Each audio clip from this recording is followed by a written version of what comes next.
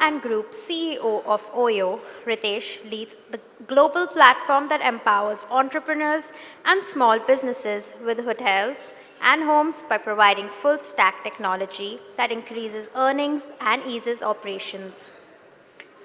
He has been building and scaling OYO for over 10 years with a vision to bring back affordable and trusted accommodation that travelers can book instantly. He has been able to innovate and disrupt the hospitality industry, creating a new business opportunity and enhancing customer experience. Joining him on stage is Ms. Megha Tuli, partner and co-founder Hotelivate. Please put your hands together for Megha and Ritesh.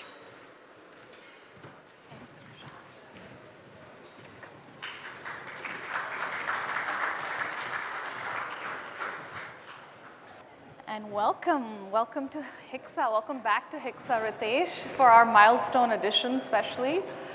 It's great to have you here. A lot has changed. Guys, please make your way to the front of the ballroom. We have a lot of seats available in the front. So a lot has changed since we last met. You got married, you've had a baby, congratulations, you've become a judge on Shark Tank. But I think I want to start with what's arguably the most important headline, which is that OYO is profitable and how. FY24, I think, was the first full year of profitability for you, and you've just announced a PAT of around 1,100 crores for FY26. So, I want to ask you, after all these years of being labeled everything from a disruptor to an underdog to a company that scaled too fast to, honestly, a lot of people in the sector also sort of writing you off, what does this moment mean for you personally? Hey, thank you so much for having me here, and always great to come back to HICSA. I'm actually surprised so many people made their way back from the coffee break, so Yes. Thank you all of you to come back. Look, I think for me the last time I came to HICSA was a few years ago. Yep. This was probably before COVID, and just to contextualize, we made close to 700 crores in losses that year. Yeah. I think it's been a few years, and we just did, it's unique because we did 730 crores in profits last year. So it's a good transformation, I'd say, and very rewarding. Look, my perspective is threefold. First is, when you're growing your business in the early years, you always tend to believe in yourself that at some point of time you will get scale, and with scale will come profits. But reality is, in your heart of hearts, you're also nervous and anxious. And I can tell this not just about myself, but every hotel operator sitting in this room today. You hope that your NOI will be what you want, but do you really know? So my perspective has been deeply rewarding. I would say it's been a combination of 3 or 4 reasons which got us here. I think the first is just India as well as global love and belief in the economy and mid-scale market, because often in this room we speak a lot about the upmarket ecosystem, but there's a lot of opportunity in the economy and mid-scale. I always say that the cash flows are there. Yep. And hence our focus in that segment meant a lot of investments up front, but in the future has given us the returns. The second I would say is, often people have said, including in our industry, how do you make money by renting rooms for 2,000-3,000 rupees a night, right? Yeah. It's a tough job. Yeah, absolutely. The only way to fix it is by keeping your costs low and maintaining the experience that you have to provide. We've maintained the experience by moving, actually in India, from franchise to management contracts a lot more. And in the West, where we can find good operators in Europe and in US, by franchising. And on the other, by keeping costs low by technology. Yeah. Basic things, right? Like the total number of revenue managers for a company of our scale, we have 22,000 hotels, is probably 30 people. You just cannot run a business with 30 people without massive technology stack. And we've had 250 software engineers and product managers for 10 years, which has invested behind it. And the last is, look, I can't complain, right? Like the global travel has been on a bull run, including India, so that's helped as well. But I want to talk about the fact that I think OYO's profitability, a large part of it has also come from the premiumization strategy that you've deployed, and specifically in the Sunday brand, right? And I find that a bit strange because, you've always said that there's this white space in the economy segment like we just spoke about, and there was a clear gap. We have over 300 brands in the country already, everything from the Gingers to the Lemon Trees to the Tajes and Marriotts, right? So what product market fit are you trying to sort of solve for with Sunday? Yeah. Look, our business has two key stakeholders. On one side, we have our customers. On the other side, we have our ownership as well. Yeah. And I want to talk through both of them. On one side, our consumers were rapidly upgrading because Right. as our customers were earning more, they were starting to say, well, I used to make 70,000 rupees a month, but now I make 2 lakhs a month because India has seen its per capita income double over the last few years. We've gone from being number 11 economy to number 5 and hopefully number 3 soon. As these customers are upgrading, Yeah. they wanted to search for better potential products. What we see is while there have been significant premium brands that exist out there, Yeah. our unique view or our authentic perspective is that we see premium accommodations or premium brands in the mid to upper mid market, or maybe I'd say upper upscale also in some places, not being accessible. And our view is that luxury should be accessible. It should not be intimidating. So what is accessible? What price point is that? No, our price points, we typically range starting from, let's say, in India, 6 to 7,000, all the way to, I would say, 15 to 16,000. Okay. So it's probably below the upper upscale, but it Yeah. is above the mid-scale or equivalent to the mid-scale, I'd say. Sure. And in this, what's interesting is that we've seen great demand, not just from customers, but also ownership. The ownership likes us because of a specific thing. Everybody in this room, I was also listening to some of the chat in the corridor. People complain about distribution costs all the time, Yep. right? The good thing with us is that we are able to distribute a large part of our demand direct because we Yes. have a large consumer demand. Globally, we have between 50 to 100 million consumers. So we're able to go to them with lesser distribution cost and provide, make small changes in the experience basis the feedback this 50, 100 million are saying. And the testament to that is now we have over 15 Sundays in India. We opened only 2 years or 3 years back. Right. Over 15 in Middle East. I hear that you just had a successful HICSA there. And of course, Dubai, Abu Dhabi, Riyadh, and Yes. Jeddah are doing extremely well. We have close to 7 in UK. We just opened, 6 as a combination from one ownership, big German ownership group. So our perspective is the opportunity is in a combination of accessible luxury for the customer combined with great NOI for the ownership with lesser distribution costs.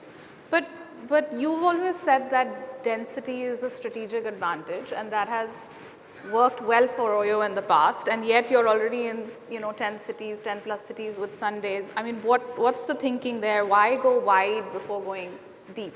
That's a great question. Look, I think what worked for us in economy, some of those things will remain similar, Right. but some will be different. And one example of that is the size of the assets. The average size of our Sunday assets probably 150 to 200 keys, Okay. versus the average size of our Oyo brand used to be in close to 30 keys. So it's a completely different locations. Sure. So it's almost like having 10 Oyos or 7 Oyos in one place, as good as having one Sunday.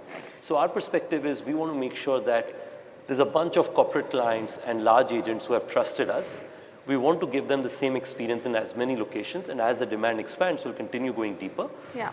Also, we are respectful of, like in the Oyo ecosystem, we saw that density helped us in single brand, but of course, we want to provide protection to our ownership groups in terms of density of locations as well Fair in enough. some of the other cities. Fair enough. But speaking of going global, let's talk a little bit about the G6 acquisition. It's a bold move, right? An Indian company acquiring an iconic American brand. And most Indian companies have struggled to kind of scale in that part of the world. What gives you the confidence that you can crack that market? Yeah, we announced the acquisition of Motel 6 and Studio 6 as a combination is Yeah. G6 Hospitality, 20th of December, end of last year. I think first off, Motel 6 is an iconic Americano brand, has been around for over 60 years. Yeah. Probably one of the most recognizable hotel brands in all of United States, right? And Whether you drive on I-5, I-10, any of the freeways across the US, it's impossible to miss one of us. I'd say there are three reasons why I was enthused about the G6 acquisition. The first is we've known them for some time. We've known them since 2019. We knew Rob, who's fantastic, who used to be their CEO earlier. Right. And I think we always had similar value systems of saying, how do we make not just our large franchisees, we have one franchisee who owns 76 hotels in the US, but large majority of our franchisees are one or two hotels, right? Like close to 1,000 franchisees own these 1,500 locations in the US. Yeah. And making them successful is one of the key things that built our company, and that's what's built G6. The second is people forget that we've been around in the US for the last 5 years. Yeah. We have franchised or partnered over 400 hotels in the United States. And on an average, given them a sizable lift in performance and revenue. And we're opening over 20 every month. Wow. In the US. So to that extent, we would be able to replicate some of that efforts. And I'd say the last and probably the most important, last year in the US was not the best year for economy. Now people can look at it both ways. Either it was good, just the year before 2022 was great. It was, invariably better than expected. Yeah. Or it could be seen as saying that we were flat year on year. In the same year, OYO US did double-digit % same hotel growth, same store RevPAR. So our perspective is even if we can do 1/3 of that for Motel 6, that would be great. And we are now 3 months into the acquisition. Our same store revenue is up between 3 to 4% versus the average market, which is at -2% in the US or in that range. We've been able to make sure that we bring our franchisees on so many different platforms, including a new version of mobile app and website. And the last but not the least, we are constantly investing in upgrading our brand even there because we want to have our customers believe that economy can be cool also. Yeah. Something that we've tried to do here in Asia. Fair enough. So listen, from the highways of America to the heart of India, right? Your next big bet seems to be spiritual tourism. You're adding 500 hotels across 12 cities just by the end of this year, I believe. Massive commitment. What's driving this push towards faith-based travel? What are the data points that you're seeing that's kind of giving you the confidence to go behind this? So there's a macro and a micro. I always say, and I hear my colleague on my board, Aditya, is speaking later. Yes. We speak about this often, which is keep telescope in one hand and microscope in another. What we've essentially seen is that from a telescope perspective, the capital investments going into religious towns in India is unprecedented. And it helps that I personally am also religious, so I visit myself a lot of towns because that's the value system I was born and brought up with. So essentially the amount of capital investments, let alone Ayodhya, Banaras, Tirupati, Honorable Prime Minister was in Rameshwaram a few days back, even the smaller towns, if you go outside of Ujjain, there's like probably 5 different towns and each town with over 1,000 crores of investment that are getting built. History has proven that 2 things drive demand in new cities the most. One is capital investments in infrastructure and second is events or some reason for people to travel. And both of these are happening in religious towns. So we made this bet actually end of last year. Close to 100 openings happened in January because we wanted to strategically capture the Kumbh Mela. Yes, of course. During the Kumbh Mela, close to 500,000 guests stayed with us in the circuit of Prayagraj, which is where the Kumbh Mela was hosted, Banaras, which a lot of people followed through, and Ayodhya. We opened actually one of the Sundays in Ayodhya on the day of the beginning of the Kumbh Mela, and it was full through the period. I'm sure my friends who have locations there have seen the same. So congratulations on that. I'd say bottoms up what we're seeing is youth or the young are spiritual in India like I have never seen any other part of the world. So often when I visit a lot of our hotels, I just hang out at the front desk just to see who are the customers because I feel like data tells one story, but anecdotes tell as much. In one of my favorite locations in Vrindavan, which is probably a few hours away from New Delhi, 5 or 6 years ago, before COVID when I would travel, majority of our guests would be in the late 40s or 50s or 60s and so on. This time when I visited, majority of the customers were in mid-20s or early 30s. Yeah. And I asked the front desk manager, is this an exception? And he said, there's something post-COVID that I see a lot of young parents, group of friends visiting Getting into these places. spirituality, yeah. Which is incredible that Yeah. India is modern like anywhere else in the world, but we are also spiritual, Yeah. which is unique to our country. And I think we are betting on them. We are betting on these young travelers continuing to be spiritual so that they can come stay at our and our friends' locations. Great. So look, one of the big chatters in the sector right now is, of course, the challenges with manpower, right? And the reason I want to ask you this question is because you've always had a contrarian approach to solving legacy issues in hospitality, right? And you've used technology to do a lot of it. What is your approach to tackling this puzzle, this staffing puzzle? And is there something that people in the room can really learn from that? Look, frankly, this is not something that I'll begin with that we've solved. We are all trying to figure this out. Let me be honest. And I'll explain some of the reasons why I believe those issues exist and what we're trying to do to solve it. And if others chime, I'm happy to follow up and chat more because we're all trying to solve the same problem. I think to begin with, the honest reality is a young kid who graduates out of IHM or one of the hospitality schools, frankly, the opportunities they have today are way too many, which is great. Banking wants hospitality talent. Yeah. Consulting wants hospitality talent.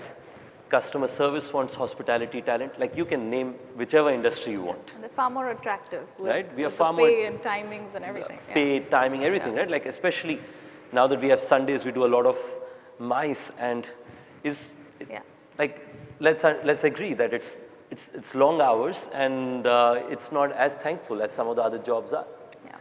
So I believe now we can't change that. That's the occupational hazard that when the world holidays, we work. Yeah. On 31st of December, the world wants to holiday. On 31st night, we're all checking in guests or hosting them. So to that extent, I believe there are only 2 or 3 ways in which we can retain or want young people to want to join our profession and the experienced ones to stay with us. The first is making it purpose-driven. If you see the hospitality companies, and I know that Mr. Oberoi was speaking earlier, I think companies which work with a sense of purpose, where people feel like this is a company where, and Oberoi's done that exceedingly well, and I have respect for them for that, where they feel like this is a place where I have a future, I enjoy and I belong. I think that's where people want to work, and that's sort of the new young ecosystem, and I consider myself one of them, so I can relate with it. The second is seeing a path to grow. Like the number of young general managers I meet today, it is probably doubled in the last 5 years, which is great. We got to do more of it because people got to see that you don't need to wait a few decades to be a general manager. If you do a great job, you have a path to get there in a couple of decades as an outcome. So I think that's the second thing I'd say. And the third is the use of technology, which is you got to be able to make sure that the jobs which do not excite people, do not make them feel enthused, how can you continue to use technology either to make those jobs more interesting or to be able to make sure that you can replace those jobs. Those are the 3 things that we are trying to do. And look, in India, we are still lucky that we have a lot of talent still available. Like I just came out, like traveled back from the US. LA is trying to enact a law where they increase the minimum wages to mid-20s in dollars. I think some of these are places where technology will be far more essential as the cost of people also increases. And I'm sure we're seeing this in India also. The cost of labor is increased disproportionately. It will go only in one direction. Right. Okay, so we just have about a minute left. So let me ask you this. You've gone premium, you've gone global, you've gone spiritual, but I guess everybody wants to know when you're going public, right?